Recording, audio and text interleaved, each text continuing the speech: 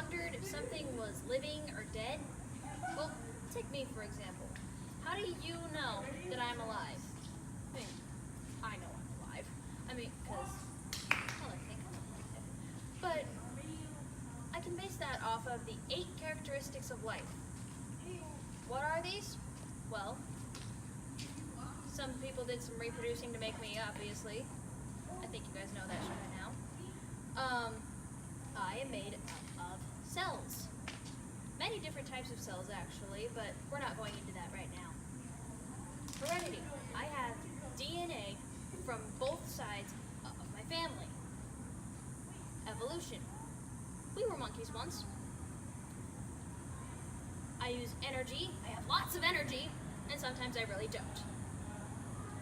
And then there's homeostasis right now. I'm kind of sweating.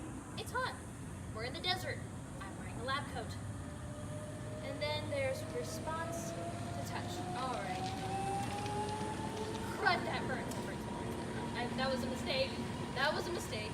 And I have grown from a tiny little squash to a big squash.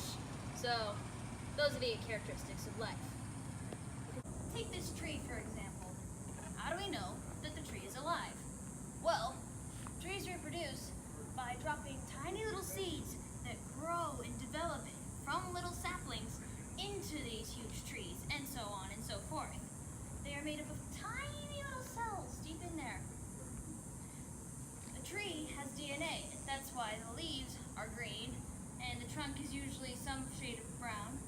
That's not always the case, though. Trees evolved from these tiny, really big, really huge trees that when there were lots of oxygen, they kind of shrunk. But we're not going to use it. A tree uses energy from the sun to grow. I'm not going to tell you how a tree keeps itself like this with homeostasis. That's a thing. Trees actually do respond to things around them. Now, there aren't any on here, but sometimes trees have little knots that show when they're stressed. Now you're going to start making fun of me right now, but that is how that works. So, 1, 2, 3, 4, 5, 6, 7, 8. All 8 apply to the tree, and that's how we know it is alive. Then, we've got this rock. Now, how do we know that this rock is not alive? Well, first off, even though they have evolved from hot magma or sands under the earth, they cannot reproduce. Rocks just don't reproduce. That's not how that works. They get little pieces of rock can be broken off, but that's not the same thing. You don't rip off your arm to make a baby. That's not how that works. So, since even though it meets some of the characteristics of life, it fails more than one. And even one is enough to make it not living. Like it can't feel when I do this. Now, something that might be a little more confusing is this tiny little fire right here. Now, a fire, you might be confused about, is fire alive or not?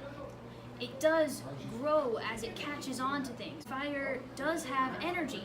Fire gets its energy from oxygen. Too much at once will blow it out, though. The fire does respond to its surrounding areas.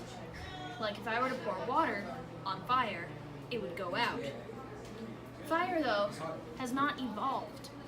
Fire has been the same since fire first existed. So, it does not have DNA or cells. So, a fire is non-living because it was never alive in the first place.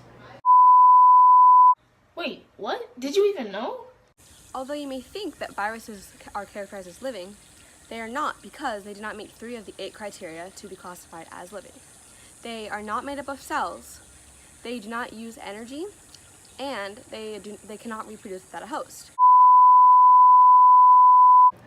Water is also non-living because even though it can move, things usually happen to cause it to move. It responds to vibrations, but even though it's made of cells, water hasn't evolved either. Water has always been around, and we believe that water also exists in space, but that's an entirely different subject. So, it does not need energy to survive. Does respond to surrounding things, but because it doesn't meet one of the requirements, water is not alive. Now, this one may be a little more confusing, but this is a chameleon. As you can probably tell, this chameleon is dead. Now, what's the difference between dead and non-living? Well, the chameleon was once alive. That is a very important factor. But even though it once met all of the 8 requirements for being alive, now it doesn't need energy to simply exist, and it meets none of them because it's dead.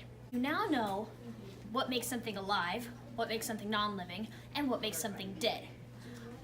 Now, I will show you how something can go from alive to dead in a quick demonstration. Wait, no!